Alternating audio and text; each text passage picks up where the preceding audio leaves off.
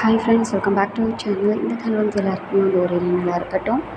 இன்றைக்கி வந்து பார்த்திங்கன்னா May 24.